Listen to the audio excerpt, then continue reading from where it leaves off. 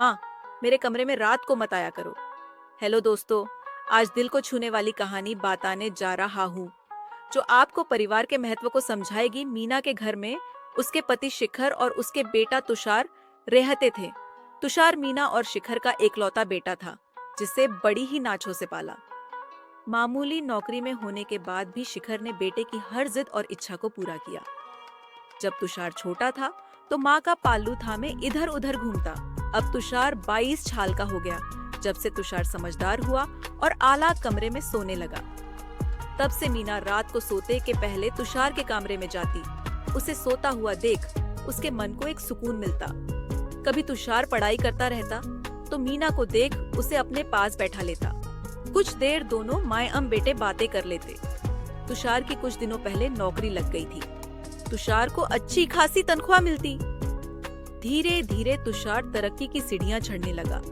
अपने बेटे की तरक्की देख दोनों पति पत्नी बहुत खुश थे। अब शिखर घर में बहू लाना चाहती थी। बहुत सपने देखे थे शिखर ने अपने बहू के लिए और उसने कई तस्वीरें अपने समाज की शादी की पत्रिका से निकाली और तुषार को दिखाई। तुषार ने करिश्मा नाम का एक लाड़की को पसंद किया। जल्द ही तुषार और करिश्मा की सागाई हो गई और 2 महीने बाद शादी का मुहूर्त तय हो गया। तुषार और करिश्मा का बातें करते का सिलसिला शुरू हो गया। धीरे धीरे तुषार करिश्मा के प्रेम में डूबने लगा था। रात को भी ऑफिस से आने के बाद खाना खाकर अपने कमरे में चला जाता। अपना माता पिता के साथ बैठता ही नहीं। सुबह भी करिश्मा के फोन से ही शुरू होती। मीना को ये सब अच्छा नहीं लगता क्योंकि उसका बेटा जो माँ माँ करता नहीं थकता, वो शादी के पहले ही करिश्मा के गुणगान करने लगा था। एक दिन रात को सोते से पहले मीना तुषार के कमरे में गई। तुषार करिश्मा से फोन पर बात कर रहा था। मीना को देख तुषार ने अचानक फोन काट दिया और बोला, माँ तुम इस समय? मीना ने कहा, हाय मैं देखने आई थी तू सो गया या नहीं। उधर अचानक से कल काट हो जाने से करिश्मा परेशान हो गई और तुषार को कल करने लगी। तुषार ने गुस्से में माँ से कहा, माँ इस तरह रात को मेरे कमरे में मत आया करो, अब मैं बच्चों नहीं रहा बड़ा हो गया हूँ। मीना को ये शब्द बहुत ही बुरे लगे। वो चुपचाप अपने कमरे में चली गई। उसकी आंखों नम थी। अपने साड़ी के पल्लू से आंख पोंछने लगी तो ये देख शिखर ने पूछा, क्या हुआ? मीना ने सारी बात शिखर को बता दी। ये सुन शिखर ने कहा, तुम भी ना? अरे भूल गई क्या अपनी जवानी के दिन किस तरह हम छुप छुप कर बातें करते थे, फिल्म देखने जाते थे, शादी के पहले एक दूसरे के साथ समय बिताते थे। अब तुम्हारे बेटे की सगाई हो गई है, उसे नौकरी के साथ साथ करिश्मा को हमें सबको समय देना होता है, इसलिए कह दिया होगा उसने सास। उसकी भी अब प्राइवेसी है, समझी ना? मीना ने हाँ में सार हिलाया। समय बिता करिश्मा शादी कर घर आ गई। कुछ दिन के बाद तुषार ऑफिस से आया और उसने बताया कि उसे ऑफिस की तरफ से विदेश जाने का मौका दिया जा रहा है। ये सुन सब बहुत खुश हुए, पर मीना को खुशी नहीं हुई। तुषार और करिश्मा विदेश चले गए। पहले करिश्मा रोज कल कर लेती थी, तुषार भी अपने माँ बापूजी से बात कर लेता, पर फिर सप्ताह में एक बार कल करने लगे और धीरे धीरे महीने में एक बार। यदि मीना कल करती तो तुषार कह देता व्यस्त हूँ, पर फिर भी अपने मन को मारकर मीना रोज दिन में एक बार कल कर ही देती थी। मीना उदास सी रहने लगी। जिस बेटे को प्यार से पाला पोसा उसने उन्हें दूध में से माखी के जैसे निकाल फेंका। पर शिखर उसे समझाता कि आजकल का जमाना है ही ऐसा। पर मीना शिखर की बात को नजरअंदाज कर मन ही मन दाखी रहती। तुषार और करिश्मा को विदेश गए 2 साल होने आ गए थे, पर वो एक बार भी घर नहीं आए। 2 साल से घर में कोई पकवान तक न बना। शिखर कभी कहता कि खीर कचौरी पूरी बना लो तो मीना चीढ़ कर कहती, यहाँ बेटा हाथ से चला गया और तुम्हें पकवान खाने हैं। वो था तो यहाँ घर जैसा लगता था, अब तो जीवन बेकार सा हो गया है। बेचारे शिखर कुछ कह नहीं पाते।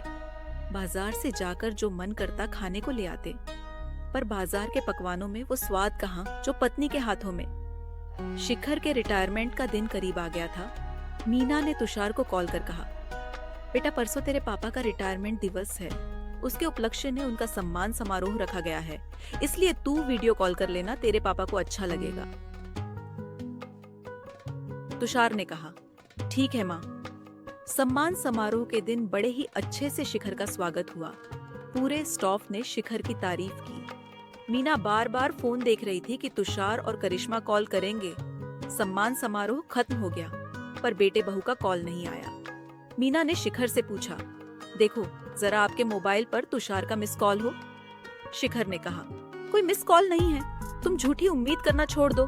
देखो मीना, मैं तुम्हें कब से समझा रहा हूँ, तुम बेटे बहू से आस लगाए बैठी हो और अपना दिल दुखाए जा रही हो। मन ही मन दुखी होना छोड़ दो, वो वहाँ तुम्हारे बारे में सोचते होंगे क्या? नहीं ना, वो तो वहाँ खुश होंगे, तो तुम यहाँ क्यों अपना जीवन बर्बाद किए जा रही हो? बेटे बहू के चक्कर में अपनी जान सुखाए जा रही हो। अरे बहुत से लोग बेऔलाद रहते हैं, तुम भी सोच ले, जैसे तुम्हारी कोई औलाद है ही नहीं।